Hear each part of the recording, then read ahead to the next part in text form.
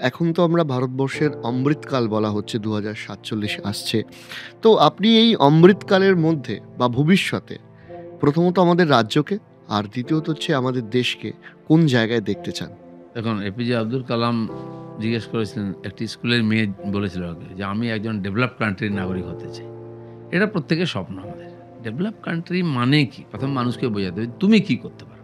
যে কৃষি করছে, কৃষির ক্ষেত্রে আধুনিকভাবে আরো বেশি উপার্জন করে বেশি লোকের মুখে খাদ্য তুলে দেওয়া। কারণ বিশ্বের খাদ্য সংকটের দিকে এগিয়ে যাচ্ছি আমরা। হুম, বৃষ্টি জল কমে যাচ্ছে। আমাদের ট্র্যাডিশনাল যে চাষ ধান, সবচেয়ে বেশি জল লাগে। আস্তে, আস্তে ধান চাষই কমে যাবে। কারণ জলই পাবে না। হুম, তাহলে কি? তার অল্টারনেটিভ বার করতে হবে। তাকেও ভাবতে হবে, সায়েন্টিস্টদেরও ভাবতে হবে। দুর্ভাগ্যবশত আমাদের যত এগ্রিকালচার ফার্ম আছে না, আমি একেক জায়গায় গিয়ে দেখেছি। সরকার শ কোটি টাকার বাজেট দেয়। আউটপুট কি? পেপার আসে। কত পেপার সাবমিট করেছেন, কত লেকচার দিয়েছেন। আমি আন্দামানে ছিলাম। ২৫০ কোটি টাকা তখন বাজেট ছিল। ক্যারি বলে সেন্ট্রাল এগ্রিকালচার ফার্ম আছে ওখানে। আমি আচ্ছা। যেতাম সায়েন্টিস্টদের সঙ্গে গল্প করতাম। তখন মুরগি-টুরগি খেতাম। মুরগি খাওয়াতো ওরা, এই খাওয়াতো। আমি আপনারা করেনটা কি? খালি পেপার তৈরি করেন? ওখানে নারকেল, সুপারি বা ওখানকার জন্য উপযোগী নোনা জায়গায় কি ধান চাষ হতে পারে, সবজি হতে পারে। কিছু দিয়েছেন আপনি চাষীদের? না, না, চাষীদের সঙ্গে আমার কোনো সম্পর্ক না। সরকারকে দিই। সেই পেপার গিয়ে জমা হয় দিল্লিতে। আর হাজার, হাজার কোটি টাকা নষ্ট হয়। এর মধ্যে একটা চেইন তৈরি করতে হবে। ডাইরেক্ট কৃষকদের সমস্যার সমাধান করা, তাকে রাস্তা দেখানো। কেন বিজ্ঞানীরা করবেন না? ল্যাবরেটরিতে কেন বিজ্ঞানী বসে থাকবে? এগুলো পরিবর্তন হওয়ার দরকার। শুরু হয়েছে।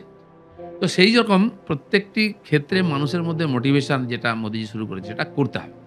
যে তুমি তোমার এলাকায়, তোমার জায়গায় আজ আমাদের দেশের বিজ্ঞানীরা এই ২ টো ভ্যাকসিন তৈরি করতে পারেন একসঙ্গে। ইতিহাসে কোনোদিন করিনি আমরা। অন্যান্য দেশের থেকে চেয়ে থাকতাম একটা রোগ হলে। সে আমরা প্লেগ এবারে হোক, দিয়েছি ম্যালেরিয়া হোক, তাদেরকে। কয়েক লক্ষ লোক মরে যাওয়ার পরে ২০-৩০ বছর পরে ওরা দেবে। হুম, হয়তো আমরা ১ম নিজে না নিয়ে বিশ্বকে দিয়েছি। হুম, বসুধৈব কুটুম্বকম বলেছি নয় শুধু, সর্বেপি সুখিনঃ সন্তু বলেছি শুধু নয়, করে দেখিয়েছি।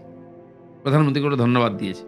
তো এই যে মানসিকতার পরিবর্তন সেটা করার দরকার আছে। এটা প্রত্যেকের দায়িত্ব। মোটিভেশনের জন্য সমাজে পরিবর্তন করুন। চিন্তাভাবনার পরিবর্তন করুন ১ম। মানুষের ক্ষমতা আছে। তাকে জাগানোর, বাড়ানোর চেষ্টা করতে হবে। সেই হিসাবে দেশ যে জিনিসগুলো করছে আজকে, যে গতিতে এগোচ্ছে, তাতে সমাজকে জুড়ে দিতে হবে। সমাজের সামান্য শিক্ষিত, অশিক্ষিত, গ্রামের সাধারণ মানুষ বা যুবক-যুবতীরা যারা এগিয়ে আসছে আজকে আমাদের, মেয়েরা কোথায় পৌঁছে গেছে? ফাইটার পাইলট হয়ে যাচ্ছে। সেজন্য নূতন পার্লামেন্টের ১ম নারী শক্তি বন্ধন বিল পাস করা হয়েছে। আর ৩ দিন ধরে ১ম পার্লামেন্ট চলল। কেবল মহিলারা ওখানে দর্শক হিসেবে গ্যালারিতে ছিলেন। কোনো পুরুষ ছিল না। এগুলো উদাহরণ। এটা মোটিভেশন যে আপনার জন্য দেশ ভাবছে। এই ধরনের প্রত্যেক ক্ষেত্রে যদি আমরা কাজ করি, আমি রাজনীতিতে থাকলেও আমারও এইটা কাজ। আমার কি হয়, এই নিয়মিত রাজনীতি আপনারা যেটা দেখছেন, আমারও খুব রুচি নাই। কিন্তু সিস্টেম আছে না? আপনি সাংবাদিক, আপনাকে এই কাজে এগোতে হবে। তার মধ্যে পরিবর্তন করতে হবে যে ভাই হুম, এটা চলতে পারে না। হুম, গতানুগতিকতার বাইরে মানুষ যেতে চায় না। ভয় পায় রিস্ক নিতে। যে বেরোতে পারে, চেষ্টা করে, সে কিন্তু কিছু করে। হুম, আমি সব জায়গায় সেটা করার চেষ্টা করি। আমি রাজনীতি করলেও রাজনীতির বাইরে কি করা যায় মানুষের? আমার দ্বারা কতটা সমাজে লাভ হলো? আমি ১০ বছর ২০ বছর এমপি থাকলাম, মন্ত্রী থাকলাম। আমার হয়তো কিছু হলো। সমাজকে কি দিলাম? না, আমি তো ওই সরকারের যে সিস্টেম আছে তার দ্বারা তো কিছু হয়নি ৭০ বছরে। তার মধ্যে আপনি কি পরিবর্তন করলেন? আপনার যোগদান কি আছে? এটা ভাবার দরকার আছে সবার। কেন আমি ব্যক্তিগতভাবে আমি যখন যাই গ্রামে চাষীদের সাথে দেখা করি, কথা বলি। নতুন কিছু জাগার চেষ্টা করি। এগ্রিকালচার ফার্মে যাই বা অন্য কোনো কিছু জানার থাকলে দেখতে যাই নতুন কি প্রয়োগ কে করছে।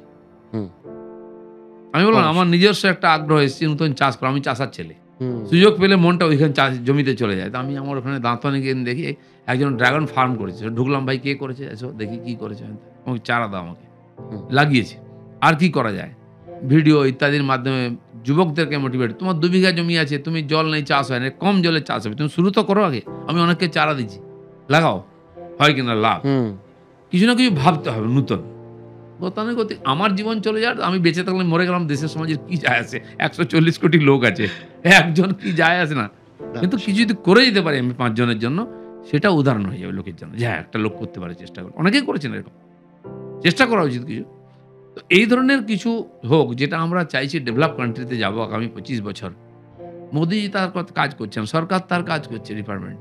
একজন নাগরিক হিসাবে দেশের এই উন্নয়নের জন্য আমি কি করতে পারি? কতজনকে মোটিভেট করতে পারি? কতজনের চিন্তাভাবনা পরিবর্তন করতে পারি?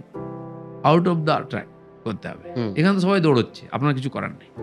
হুম, আলাদা করে সমস্যা দেখে আপনি সমাধানের কি চেষ্টা করেছেন? হুম, আরে চেষ্টা তো করুন আগে।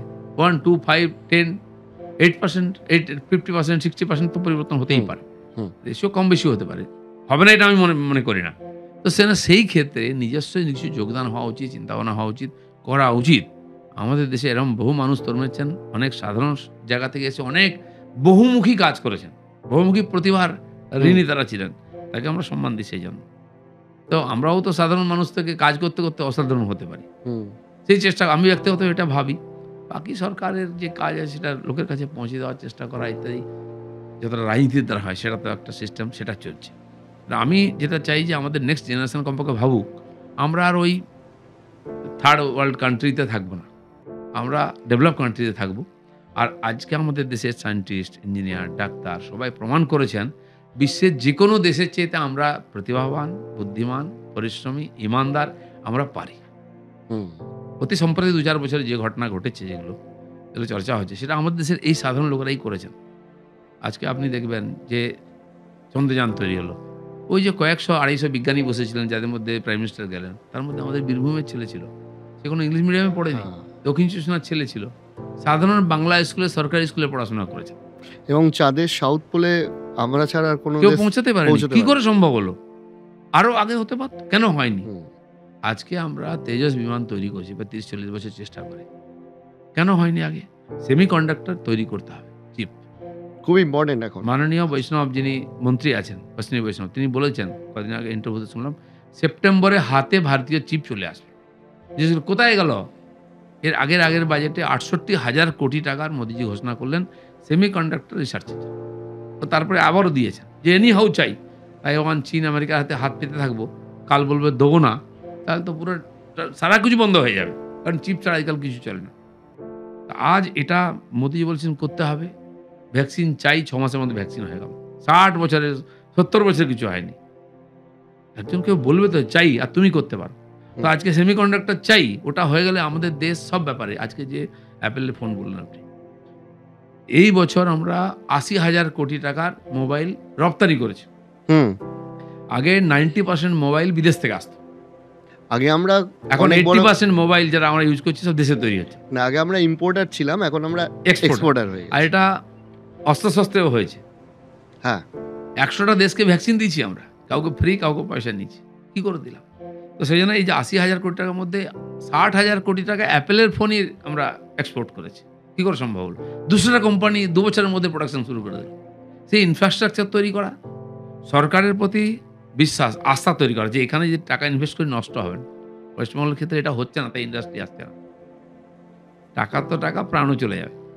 এই ইমেজ তৈরি পরিবর্তন করতে হবে, সরকার এটাই করতে হবে, বাকি তো প্রাইভেট কোম্পানিই করবে।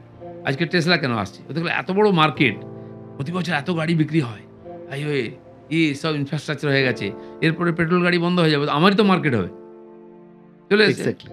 আজকে 140 কোটি মানুষের মধ্যে 100 কোটি মানুষ মোবাইল ইউজ করছে, তো সব মোবাইল কোম্পানি এখানে চলে যাচ্ছে, ভারতের মার্কেটেই বুম হয়ে যাবে। ওখানেই এত বড় মার্কেট রয়েছে, ওখানে যে কোনো ইন্ডাস্ট্রিতে আজকে ইনভেস্ট হচ্ছে, শেয়ার মার্কেট বুম বুম করে দৌড়চ্ছে, বাকি জিনিসের দাম বাড়ছে, টাকা এলে দাম কিছু বাড়বেই।